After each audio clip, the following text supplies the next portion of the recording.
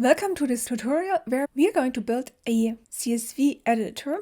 CSV are special table file types. I'm implementing this as a macOS app where I am using the newer fileImporter and exporter from SwiftUI. So I can import a file that I then dynamically here show in this SwiftUI view. Tables in SwiftUI cannot be dynamic, so I can easily show these columns. I can also do some customization by moving them to a different position.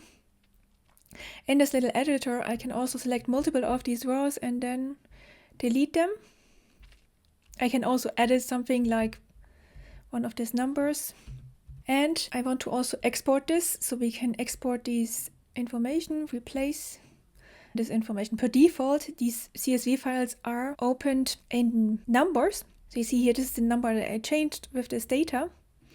But we can also modify or protect that. Here under Open With, I can use my own app that opens this file in a new window.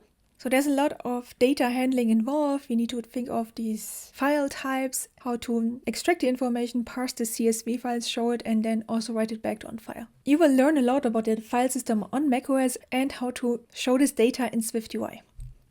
I will start by creating this project from scratch as a macOS app. So you see all the settings that I have to change. This is a CSV editor with the interface SwiftUI. And we will start by importing CSV files with the file importer in SwiftUI to just see how these CSV files are actually looking like. So to organize my project, I create here a new folder for views where I am adding a new file from template SwiftUI view, which is a CSV import button. I am creating a button, action and label. The label is import CSV and I am using the system icon for import. Now, since macOS 13, you can use fileImporter, is presented, allow content types and on completion. So I have to create a state property, is presented false that I can use for the binding. Then in the allowed content types, you have to say what files you want to use. On macOS, it doesn't per default have this package, which is import uniform type identifiers. And now here I can say what data do I want to import. For example, we can use CSV files, directories, images, EPUBs. But in this case, I want to have CSV files which are comma separated files, text files. And then on completion handler, you get the result. So let's just print the result. And we test this one time.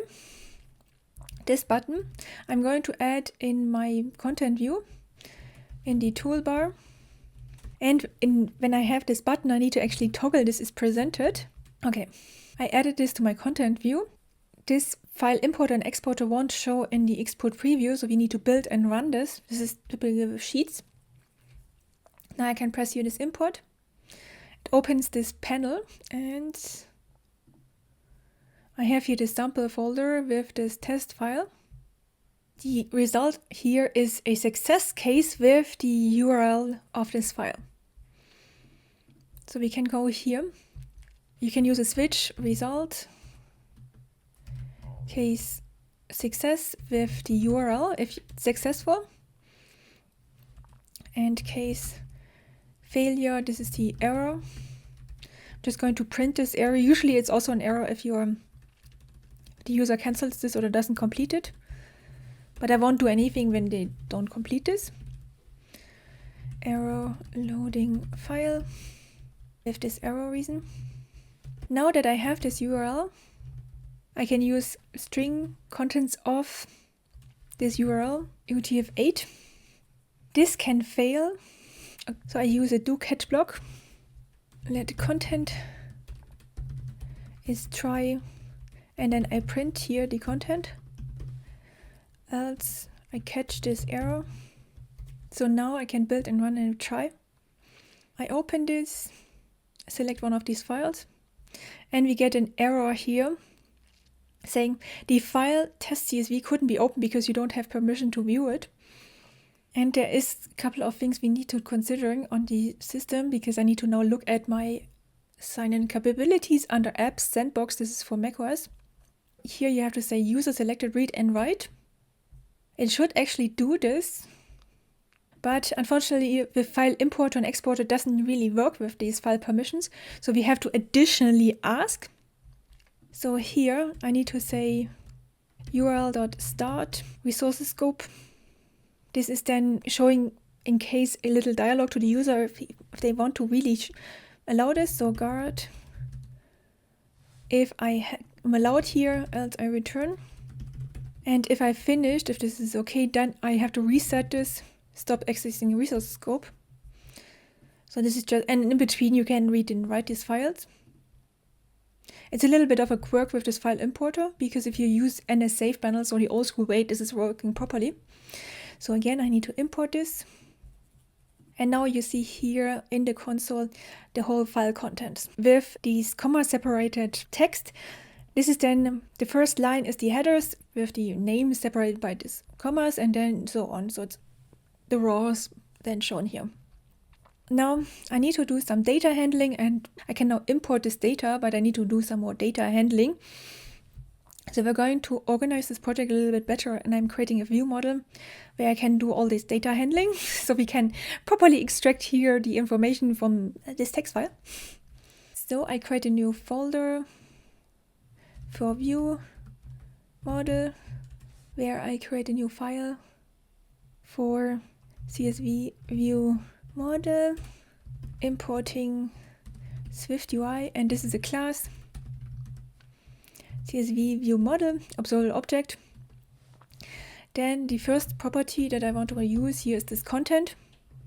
Now I can go back to my button and we are going to move this code over there. So I'm just going to copy this. We need to take the same type in this function. This is handle file import result for results of, this is a result type of URL and error. So I can paste this in here. To make this a little bit cleaner, I'm creating another function, read file for this URL, where I move this over. So now that I have this content, I can actually set it to the content property here. Now I am going to use this view model here in my import button as an observable. Var view model. I probably should be more careful with this naming, but I only have one view model that handles the whole data. So now in this, I don't need to do the switch case here. I can just say view model dot handle file import for result. In the preview, I need to update this and just pass a new view model here. And in my main content file, we are starting with declaring this view model. This is a CSV view model. Then I can then pass this data, and then in the main content, just for now, I am going to show in the scroll view the contents. So this is the view model's content in a text, and adding here some padding. Maybe changing the font just for now to be bigger so you can see this. Title 2. Okay, now when I press this button, I should import the data and we should actually see it in the UI. So I press here on this import button. I select one of these files, and here I have this content. This is a great start. The next thing I want to do is actually parse this as CSV. And for this, to make my life easy, I'm going to use a package. So I go under project, package dependency plus, and now I search for CSV. So this is the Swift CSV under github.com Swift CSV. So I add this package. In this package, we can pass the URL that we have, and it will actually load this information from this file. We can also just pass the strings, and this whole data handling I'm going to do in this view model. So first I'm importing the package here, Swift CSV. Then after my read function, I add a parse CSV. The content is a string. So the one that I want to use is the enumerated CSV from string file. You can also define here the headers, or you can load the columns. I'm just going to pass in here the content. Here you can say comma or semicolon if you know it, but the thing is I'm here just loading anything, so I'm rather letting the system, this package, define what to use. I'm just saying load column is false. This is string content enumerated CSV file from string load columns, which can throw. So we do a do catch block. This is especially important if you don't know the package so much. Just to get a hang of all the things that we should take care of. Print error. So try let data. This is now a enumerated CSV object where we can extract the rows. I can get the headers. This is quite important. Because I need to put this in my table view. So this is the one that I need, and data, the rows. This is an array of rows, and then for each row is another nested column for the entries, the cells in this row. So I'm going to add here two published properties. Add published var headers. It's an array of strings. And add published var rows. It's a nested array of strings, initially empty. So now I can set this to my headers and self.rows. So this function parse CSV I'm now calling after I have the contents. And we can start to think of where to display this information.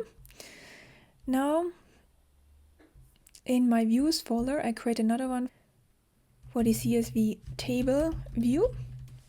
I'm here again adding, I need the information which is in this view model. So I need to use the add observed object var view model. This is this CSV view model, which I show in this preview. Now if I just use it like this, I don't have any data, so this is a bit of a problem. And just going to go back into this view model, and down here I create a static var preview of my CSV view model. So I create a view model, and the view model's content. I need to have some sample data. So I'm just going to add another static var here. This is one string element with just comma separated. So the content is the sample CSV, and then I just need to call this parse function and return this view model. So I have something for the preview. So now here in this table view, I use the preview version, and we can start seeing this with a list. So I know what data I have. So here I can add an H stack. I could also use a grid with a for each of the view models headers. And here is the text of this header, and the ID is self. So we have now this two, and then you could do the same for each with the view models rows, row in, and then for each row an H stack with a for each of the row, then showing here the text. This is not identifiable because I work only with strings. So I need to here always say that they are identifiable by themselves, which is not good in this case because I might have entries that are double, like 2 times the same numbers. Okay, but you see I have my data kind of as a table data, where we use the headers and then these rows. So I can now identify or map them together. Now, I didn't want to use the list, I wanted to use table, which right now I can't properly do, because I'm still having all the string values, I need to work with identifiable data. So we need to now work on our data model. I should not just work here string values that I get from this package. It's a good start with this package, but we can map this to identifiable data. So I'm just going to create another folder for model where I create my identifiable data. So I need to have the headers as identifiable, and I need to have this data as identifiable. Okay, let's start with the CSV header. So this is a struct CSV header. Identifiable, this was the main thing. Now the main function is the name of this header or the title of this header. And I'm here using a random UUID just to make it identifiable. Then I want to have another struct for the raw, because this is also, I need to add a lot of for each, and all of this has to be identifiable. So each of these rows also need to be identified. So this CSV raw identifiable. Now each of these rows can have cells, and this we should also be identifiable. So I need to create another struct for CSV cell. This is again identifiable. Each of these cells has a content which is of type string. I'm not going to abstract this further here, but you might want to also check what type is there. Maybe you want to directly work with dates and not pass them here as strings. But for now, this is good enough. So now each of my rows can have cells which is of type CSV. Which is the clear connection between these two types. Then for easier data handling, I would also like to know, because I need to actually map from headers to rows, I'm going to add another property to my header, which is the column index. And this is initially, for example, 0.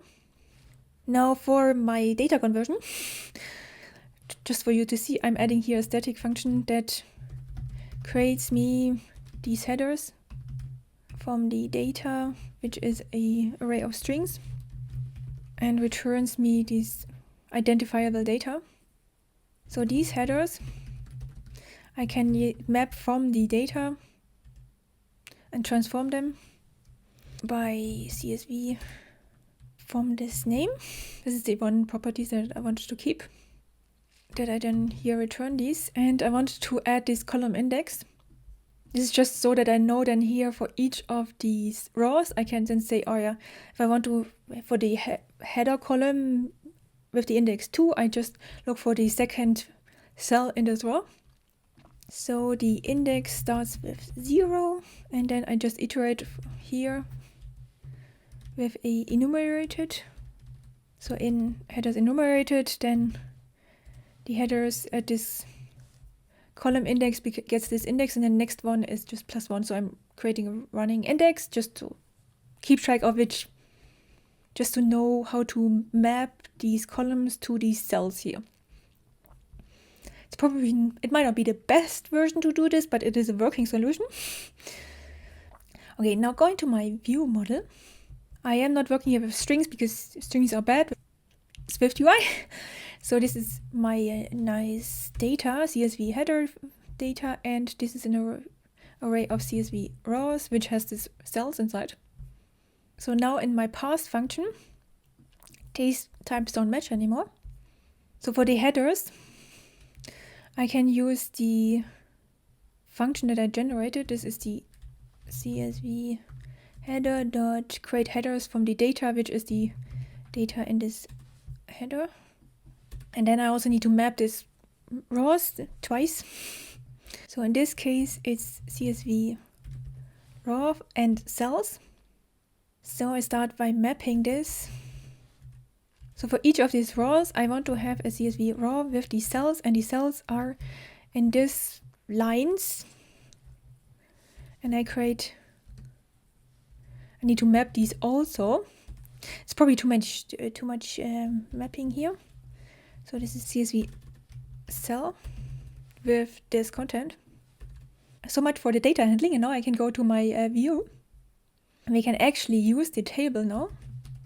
I'm going to use off columns and rows, so we can do also some data editing. This dynamic table is only available for macOS 15. So the type was the one that we defined. This is CSV raw. This is the one that I show for all of these columns. Now I use this dynamic table columns for each, which is table column for each with data. And the data is the header data. Now I create a table column with the header name. This is then this header. And here I need to return the information. So this is actually the raw. So I have the header and the raw. And now I need to map these together. So the raws cells, this is the data that I put in all of these columns. For the headers column index, this is then the content property. Okay. And then lastly, I can add here for each with the view models rows. Okay, now you see the sample data. Okay, this view is now working, and I can add this to my main content view. Instead of the scroll view, I show this table view with this view model, and we can now build and run.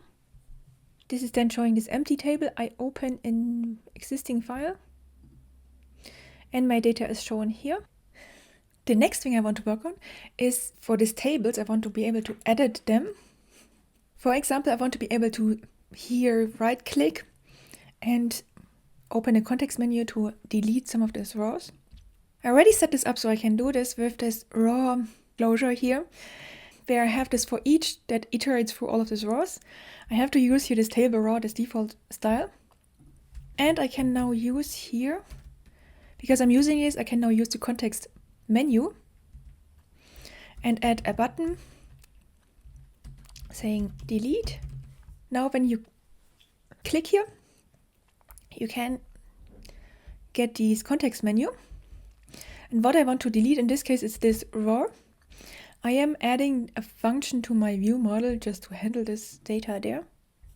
So maybe I'm adding here marks, preview, and mark edit. And here I can write a function for delete raw, where I am changing the property for those rows.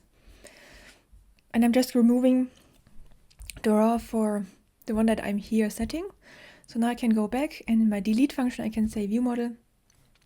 Now when I tab, I can use delete and it removes this raw. We might also want to select multiple of these rows and delete them together. For this I need to add a selection to my table. So here I declare a state private var selection. This is a set to work with this table of my raw. So this is CSV raw. Initially I don't have anything selected, and I need to use the identifier of these rows that I can use for the selection to this property. This allows me to tab here in my list and select something, and I can use the shift key to select multiple. And then we can use also this context menu. In this case I want to delete all of these. So let's modify this delete function to also use this property here that we are going to pass. So the delete function also takes in the selection now. And we need to decide this data. In my view, I can also pass now the selection. When one row is selected and I use here the context menu, in this case I will only delete this one row that I have, this button, this context menu, and not the selection. If I am actually having here multiple elements, and now I press here delete, these rows also, or the one that I get here, also contain the selection. So we need to check if the selection is empty and if this row is part of the selection. So if selection contains rows ID, then I'm going to delete the full selection. So self.rows remove all where selection contains this ID. Else I'm only going to remove this one row. Going back to the view. To see this a little bit better, I'm going to add a with animation around everything with a duration of 2 seconds. So you see this better. For example, I select this row. I can also select these 4. This is a nicer animation because now I actually see what I'm deleting and I get a better feedback with this animation. Okay, now I deleted this. The next thing I want to change with these tables is actually be able to modify these cells here. So we need to work on these views that are shown for each of these cells in this column. And I had here this one text view where I took the rows, all the cells, and I took the cell that fits for this headers column index. This is the one that I use to connect all this data. And this is the content, so this is the text. I only have texts here to make it more simple. So what I want to use is a text field with a binding. This binding is a little bit more complicated, so I am again creating a function to my view model. Here, func cell binding. The things that I definitely need is the raw that we are having here. For raw, this is CSV raw, and header. So this was the data that I used previously. In this case, I need to return a binding for a string, because this is, I said, the content that we are editing here. So I can also use it with the text field. So I create a binding with a get and a set. In the getter, I can still do the same. There's one thing I found is that sometimes when I update and load a new file, the data is not updated correctly, and then it tries to access. It has a mismatch of, it uses the old headers that might have more columns than my cells, and then the app crashes. So I'm adding here a little check that if the raw cells count is larger than the headers, else this is the fallback of an empty string. In the setter, I get a new text value, so I need to again access these and update it. But in this case, I need to work with the rows. I need to here use this array. So I need to first find the raw that corresponds to the one that we're having currently. This is just extra data handling. So if let raw index, the first index of my raw here. And for this, I need to make my rows equatable. So this is in CSV header. Here I make this equatable. I also should make the cell then equatable just because of this data handling. So now everything is equatable. And Xcode is happy again. Okay, now I know the raw index that I can use to update this. So myself.rows, add this index. This was the raw that I wanted to update. And now I need to find the cell, which is again the cell. Each of these rows has then multiple of these cells. And I need to find the cell that corresponds to the header we had, which is in this header index. This content is now getting the new value. I know it's not pretty, but sometimes, especially with SwiftUI, with data updating, writing this kind of custom bindings is probably better than modifying your data model. Okay, now I have the correct things, so I can go over to my data table, and here I can use a binding by asking the view model for the cell binding for this raw and this header. Now if I tap here, you see I have this text field. I can change this and I can update this. This is always a text field that takes in text. I did not respect here what type we have. This you would need to change a little bit more. This is out of the scope right now because it's more about import and export this data. Before we go there, the last modification I wanted to just take advantage of, because we are using here the newer table for macOS 15 with these dynamic columns, and another addition is the column customization. Just need to check where this argument goes in. Was the table with column customization. So it's actually here you see data. Okay, it's this one. Sorry. Of selection column customization. Okay, so it's the argument comes after selection. And I have to have a binding to this property. Now, I could put this also in this view, but I actually want to use this data, this customization, where you can reorder these columns or you can just hide a whole column. I want to also try to use this when I export the data.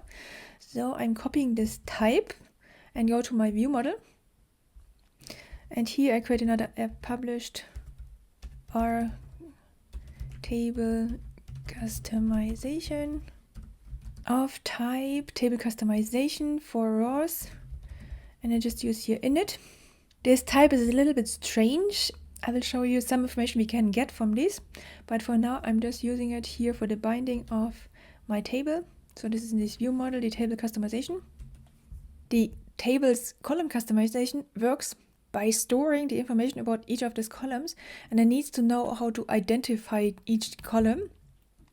So for each table column, we need to add here another modifier, which is customization ID, which needs to be of type string.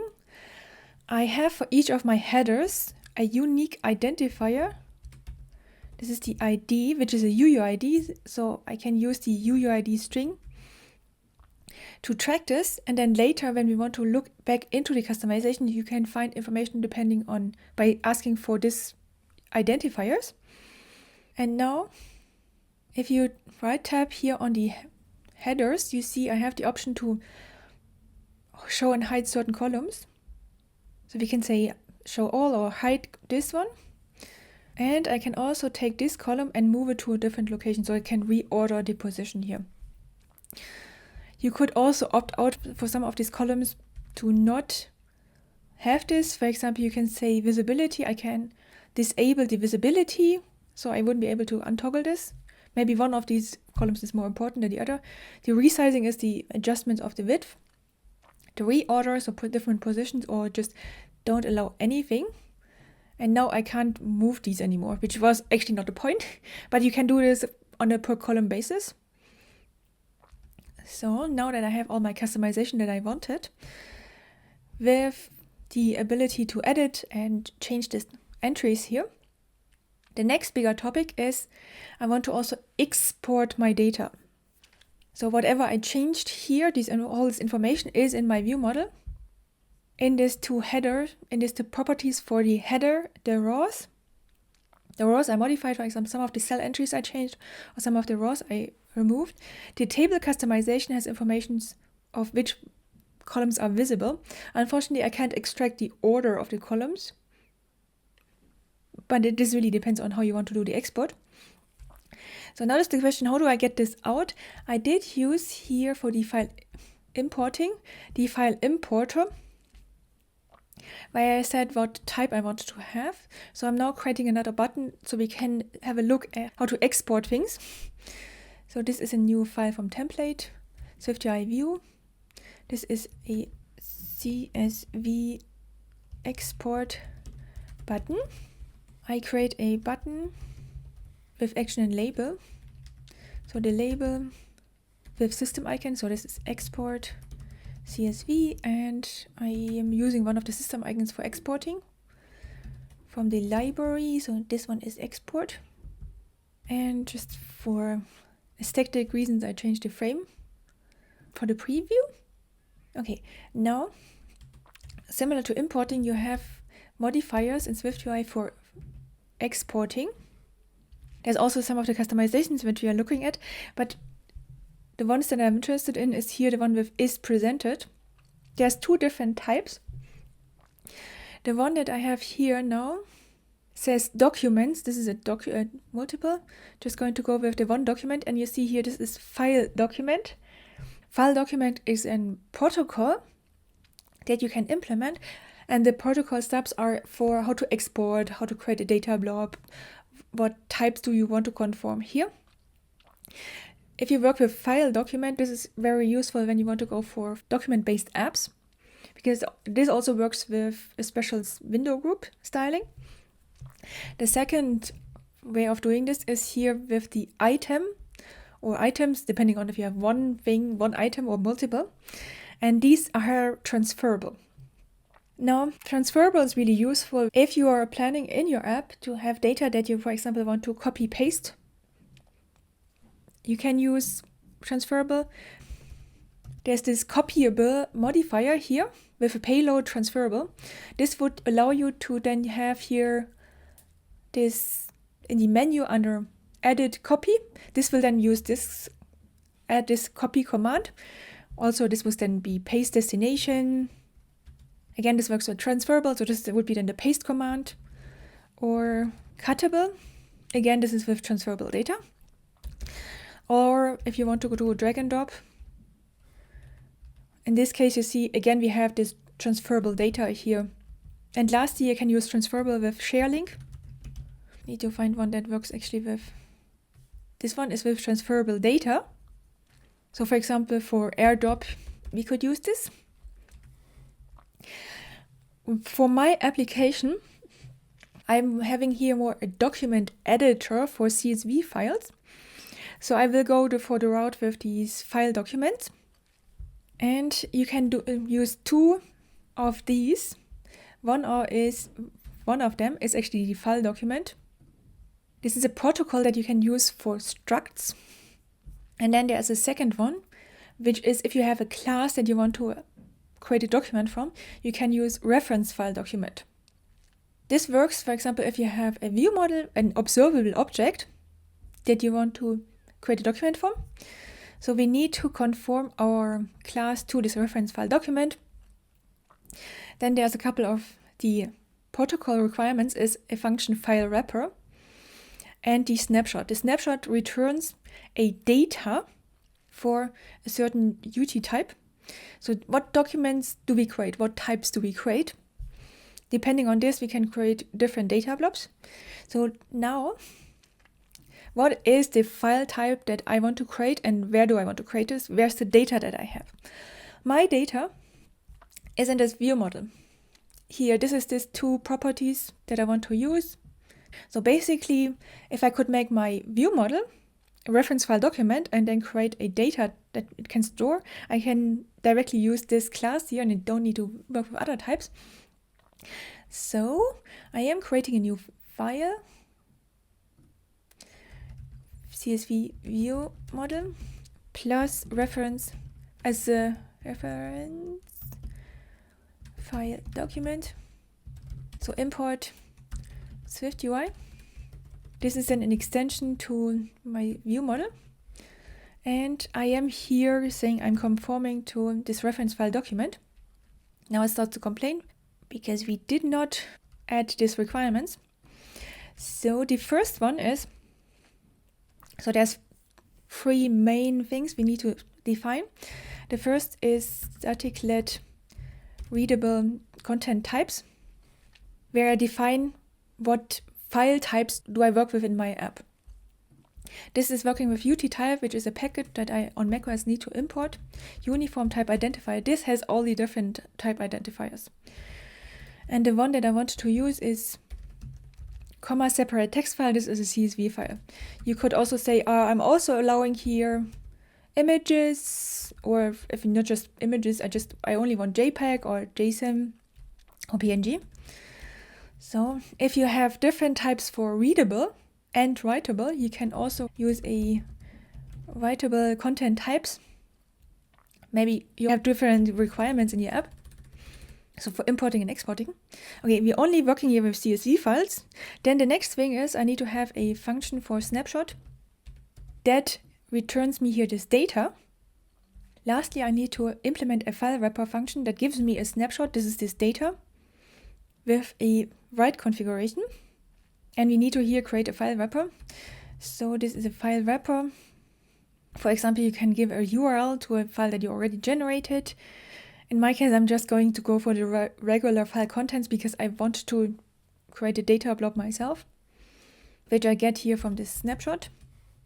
So now the next question is, how do I get this data here? I would need to accumulate all my exporting things from the header and generate a whole string. So just to organize this a little bit, I'm also doing this here. So on this, I am taking the headers and join them by their name property. So this is the names of the headers. And I join them by a comma because it's a comma separated file type. And then I go for all my rows. The content is for these, and I'm again joining them so I get a full string. And then all of these, the header rows and the data rows, so each of these rows I generated, and then I need to join them by a line separator. So now I have these that I can here return with UTF-8 as a data. Otherwise, I just return an empty data if I can't do this. The last thing is it's requiring me to write me an initializer. I can't write the initializer in the extension, so I need to go back to the model. So first I create a default init that I still want to use, and then a required init from read configuration. So this read configuration is used. This is the initializer that we're going to use in a minute, actually. But the read configuration gives you the data or the contents of this file. So this is in the configurations file, regular file contents. So this is guard let data else. Oops.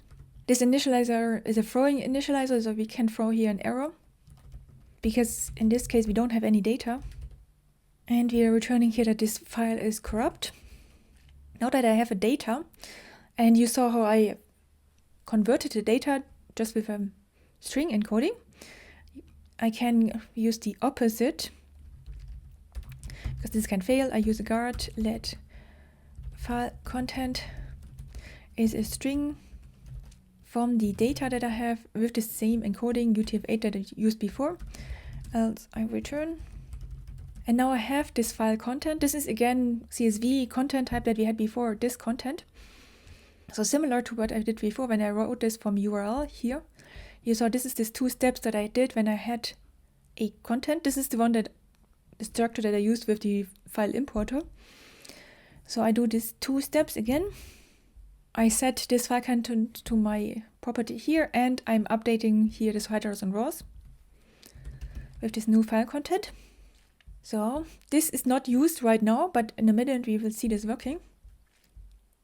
Okay, now that I am conforming here to reference file document, I can use the file export button with the file exporter for document.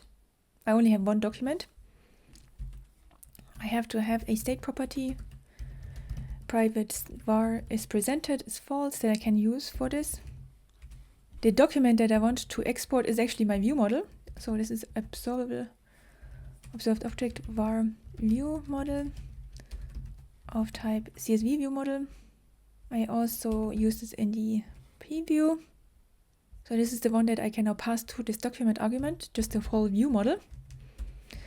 The content type is comma separate file. I need to import the unified type identifier to say, so this means when I have this exporter, it will add the CSV type directly. On completion is then the result, and I'm here printing the result.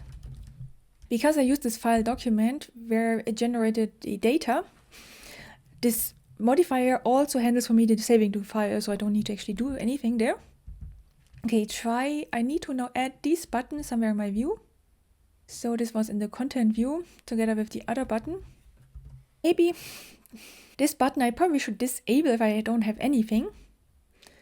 So going back to this button, disable if my view model's content is empty, and also when I press this button I should actually toggle the is presented property so it opens this. Okay, let's try the whole process. I import a new file. I remove half of the cells.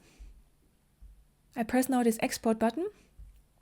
This is giving me here this with a default name, which we can override. So this is test. Because I said comma separated file in the export type, and now added here this file extension. This is the last location I had, and now I can export. In my sample folder, I have now this one file with these data. When I double tap here, this opens numbers.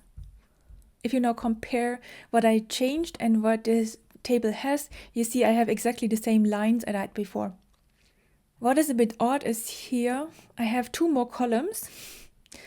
This is because these rows have commas in between, and I said this is a comma separated file, so we need to change the format in this case. If there is a comma in this text, then we need to use quotation marks. So when I generated here my content, I shouldn't use the content itself. I need to check what is in the content. So I'm going to add here a little computed property, export content, which is string. And in this case, I need to check if the content contains a comma. Else, if not, then we can use the content itself. And otherwise, I need to use quotation marks before and after. Okay, and then go back here to my export. I use now the export content. Additionally, what I actually didn't do is here filter by what are the headers that I wanted to have that are visible for the column customization. So I'm adding here a function where I want to return this filtered headers depending on if the table customization shows these headers or not. This is the property I had in my view model, and I can ask for the visibility of a certain column that I identified by the UUID here. If this is not hidden, then I add this to my filter. So now I know which headers I should add. Additionally, for each of the rows, I also need to filter the cells. So this is another function where I use the filtered headers. So I know which one to use. I create here an array of filtered rows. I go through all the existing rows. I create a filtered row. Then I go through of this row's cells and only add here the ones that I have in my filtered headers. And then I accumulate all this data. So now I have the filtered and headers and rows. So this is let headers, filtered headers, and let rows, filtered rows for this headers that I then use here. So I only show the ones that I actually adjusted. Build and run again. I import the same CSV file again, where I take out the RGB, so this one, and now I export. Then we look at the new generated file, and you see I only have now these 2 columns. This CSV file now has exactly the same columns that I have here, and it removed the one column that I set. The data is also correctly, I am showing here the hex values of these colors. The next thing I want to do is here in Finder, when I right click, I can say open with. Per default, this is numbers, but you can also add your own app here to say are all files of the CSV type can be opened with my app. You could also do images for your app. To do this, you have to go in your app under the info section here under document type. I already prepared this because I always mess everything up. So you need to press here this plus button under document types to say, oh yeah, you're actually using one of the existing ones, or you can also create your own document type here. Then for the name, this is readings. The identifier, I'm using an existing identifier, which is public.comma separated values type. Then under role, you can either say I'm only viewing these documents, or I can also edit these documents. In my case, I want to change these documents. Handle rank default. And then here under additional document type properties, CF bundle type icons and just an array. So then once you have this, you can build, and once you add this, it also adds this as an info plist here. So which usually you don't do directly in the info plist. You go under the settings here and edit this here in an editor. Now I can build and run this project. You might need to clean your build folder or rerun this. When your app is running, you can now go to Finder, to one of the CSV files, right click and then open with. Now you should have your own app showing up here. When you tap this, we want to actually open our app. This is then using one of the window groups. If you have multiple, you can use Handle External Events, Matching, where you then can define which kind of types you want to open with which window. I only have here one, so it will use my main window group. Then in Content View, I have now this document that I'm supposed to open. But I didn't actually load this data. So in this Content View, we can use the open URL. This is called whenever your app is open from like Finder that you just saw. So I have now the file URL and I want to load this. Let's just have a look at the view model because I did something very similar for the importing. Here, this is the function I called from the fileImporter, where I got the URL from this results and I load here this. So this is the function that I also should call now from this open URL. So here I can say view model dot read file for this URL. This then also should update this then will take this URL, get the string, the contents, and then pass this content as a CSV to my data types here, this header and rows, and we should see the data in the table. So I can here in Finder open with my app. Sometimes you need to do this twice because it doesn't like to do it directly. This open this and I directly see here my data. For example, here my color data open with. This is then opening another window. In this case, it actually will open the same window again. It will open another window for each time, even though I already have here the one window with the same file. You can also modify this in the content view by adding here another handle or external events modifier. And the thing is, this one gets the URL from the external event, or it gets the information URL that I then can here compare to what I'm currently having. So I need to actually store the URL that I'm getting here in my view model, so I have something to compare to know, oh, this is the same file. So use this same window instance. So up here I add another add published var URL. Now whenever I get my file, like here, I can say self.url is this URL. So this is what I use for both of them. Now here in this in content view, I can use these view models URL to check what I want to compare.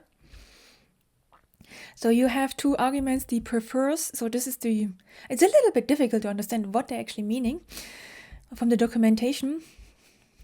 So what the system will check first, it will go through these arguments for preferring to know which window instance prefers to open this URL.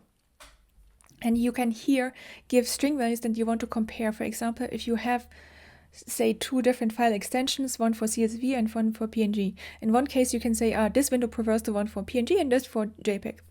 In my case, I am using the URL's last component, so the file name. This doesn't like the white spaces, so I am removing the white spaces and just comparing if the incoming URL is the same as the current one, then this window instance will take this, so I'm not creating a new one every time. And then you can also use the allowing. In this case, it doesn't really do much, but let's try.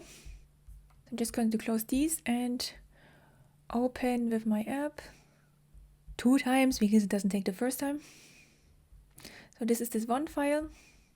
Then I open my colors and then I try the other one again. And you see it refocuses on the first window. So I don't have a problem here. So I don't create more window instances than necessary, just one instance for each of these files, which is exactly what I wanted. Okay, I used now a lot of advanced things with file types. And I took advantage here of the file document. you can get even more from SwiftUI when you work with file document by changing, instead of window group, here using document group.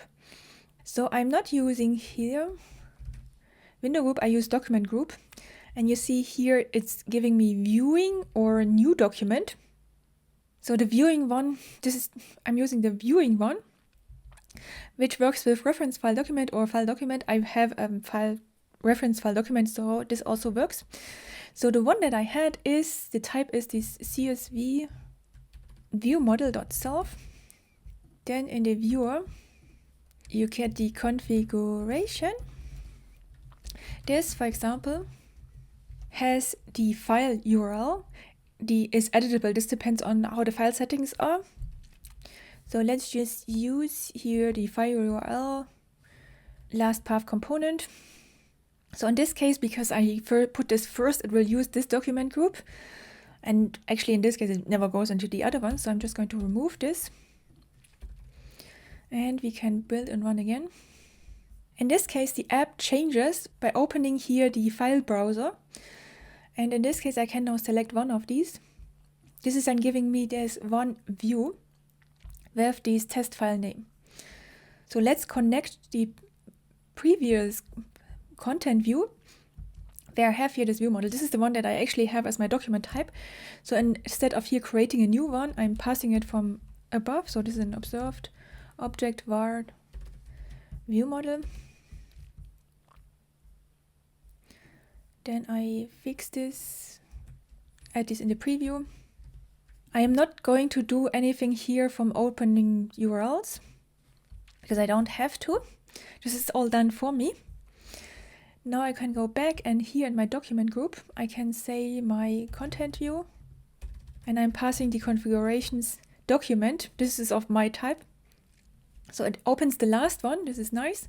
I can also here, because I'm working with document group, I get a lot for free. For example, under file open, I can open this, and here you see some of the other file types. So for example, one of my keywords. This data is coming from when I set up my CSV, my view data model here as a reference file document, I had to add this required init from read configuration. This is the one that I actually use right now. Because here they know, oh yeah, we're just going to use this initializer to create one of these document types. In this case, I'm using the regular content, and then I'm here parsing this and setting this. So this is the initializer. This is now how we read our documents for document window groups. Other things you get with this is, for example, opened recent, then saving. This is then saving this, for example, here I have this test file. I change this, delete, and now when I say save, it saves this file to disk. This is then this test file with this 3 rows. So it directly can edit this files. That's what I said when I put the document types to editor. So I can directly manipulate this. I don't need to here work a lot with saving this directly. This is super convenient. I get a lot of this here. This document editor, I get a lot for free. I can do renaming. So this is then making it easy for me to rename these files. You can also here click directly on the header, change the location, for example. This is the same here, move to, revert to for recent versions, or share, for example, with AirDrop or Freeforms. I can then share this. As you see, you get a lot for free when you work with these document type apps. This is also still working. I'm here in Finder and open with. I can also still use here my own app, which then opens these files. So the whole process of the whole setup works now with these CSV files in my apps. If you have a document-based app where you want to edit files and serve them directly on your Mac, for example, this is super convenient. You can also create document-based apps for iPadOS. So this runs also for iPad. And then you can also have a look at the demo project from Apple for document-based apps for iPadOS. You can also create this kind of document browsers easily per default. This is then with a DocumentGroup launch scene. Unfortunately, this only works for iPadOS, but there's also ways of doing this for macOS by using different configurations for these window groups, where you can say default launch behavior, which is then the one that is used when no other window is open. It's a little bit more tricky, and I'm not going to use this in this case. It's much better for this app to go with the default document group, because in this case, I really just want to open existing CSV files and to modify them in my own app. Okay, let's wrap up this tutorial, this rather long tutorial, where we built this full application now, which is a CSV editor, a table editor. So we can import CSV files from disk. I need to import this data. I need to look and parse this as a CSV, quite a bit of data handling. I take advantage of the new TableView for macOS 15, which has dynamic columns, because we never know what files we open, so we need to take into account these columns. Then we allow the user to modify these tables by, for example, deleting here these rows, by changing the order, by not showing some of these columns. I can also modify here some of these cells.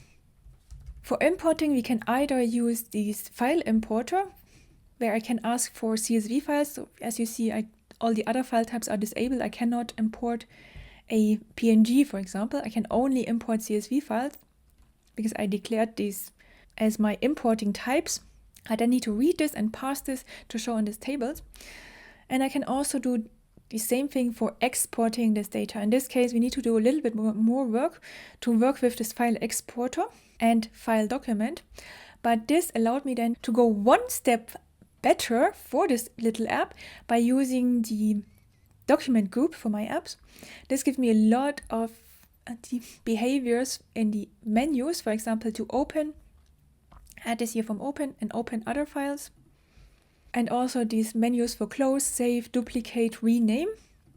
Also this changes here a little bit these window stylings.